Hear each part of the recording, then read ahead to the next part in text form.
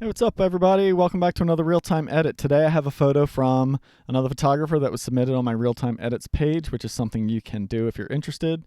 Just head on over to rayhennessy.com and look under the video section and find the Real-Time Edits. So you just go Videos, Real-Time Edits, and then you can submit a photo there. All right, so today's photo is from Ray Monfared, and he's got a beautiful gallery here. I just kind of started checking that out. And yeah, he's got this beautiful palm warbler here, framed up nicely. So we're going to edit it up. It's a really clean shot, not a lot to do with it. But before we jump into that, real quick plug. Head on over to rayhennessy.com, learn menu, all online classes, and you can find out all the different online classes I offer to learn exactly how I'm doing what I'm going to show you today in Lightroom and Photoshop. I do it much slower and step by step so you can actually learn it, whereas today's video is more about just seeing what's possible. And then one more quick plug, I just want to talk one more time about my Learn Wildlife Photography course. It's basically like being on a workshop with me. You get to watch over the lens, see the habitat. You get to watch through the lens, see how I'm composing, setting the camera, focusing, everything while I'm actually shooting it live. So you get to see the photos captured live, and in the more recent real-time edits, those photos are actually included in these lessons. And then you get to just see the different techniques. I narrate it and tell you exactly what I'm doing, how I'm doing it, why I'm doing it, and all that. And then you get to see the post-processing. So you get to see it from start to finish, which is a great thing. And you can see all the lessons down here. I have over 130 videos, tons of lessons, and you get to even see what's upcoming as well. All right, so let's jump into this photo from Ray.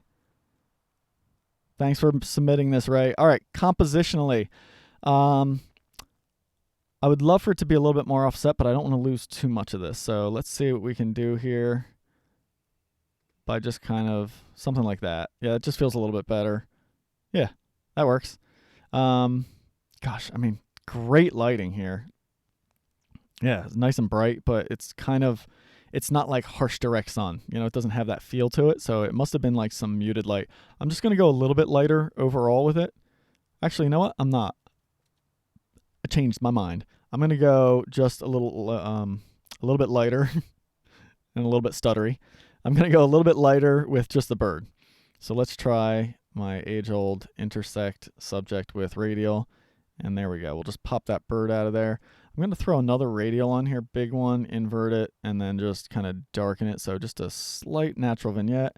And then that's it. The rest of this is going to happen in Photoshop. I do like the texture that's happening on this branch here, but it's a little distracting just because it's lighter. So I'm just going to sample some paint. And because it's shot through some foreground stuff, I'm just going to paint a little bit of that over there and a little bit over that just to soften that line. Nice and easy. I don't have to do anything fancy there. I mean, damn, like what the heck else do you do to this? I guess I could burn down the branch in this side a little bit and maybe in there. So let's see. I think at least in Lightroom, the subject select did grab the branch and all. So let's see. Of course, it doesn't want to here. Thanks, Photoshop. All right. No easy way to select this then. So I'll just manually just kind of just darken down with a small brush these areas. What you want to make sure to not do is that, just don't give it like a reverse halo by painting out on the edge. But I do think if I just tone down these slightly brighter areas, that it will just help draw attention to the bird. I mean, the bird doesn't need anything else. I mean, I don't even think I want to go much, if any, lighter than it, but I'll try a little curve there. We'll just punch up these yellow colors. That should help show the brown stripes. It's a lovely breeding palm warbler. Awesome. There we go. So before, after, right? So let me do that one more time. Before, after. You know what? I'm going to do just a big soft burn just because we have some of this little variation in the background. I'm just going to take down those brighter spots just a little bit. And there we go. I think that's it. Awesome shot, Ray. Fun perch, too. I like how it's kind of naturally framed within there. So here's the final version. Let's reset the original raw so you can see the difference before and after. There we go. So there's the before, there's the after. You can see how it's definitely standing out a little bit more. I gotta say, in hindsight though, I feel like it somehow, I didn't mean to do this, and I didn't actually adjust anything to do this, but I think with the added contrast and lightness, it feels like it lost a little bit of the warmth. So I'm going to just throw on a curves adjustment layer that just throws a little bit of that warmer golden sun look back on the top there. And I think that's going to help just make it feel a little bit more pleasing. Yeah, it does.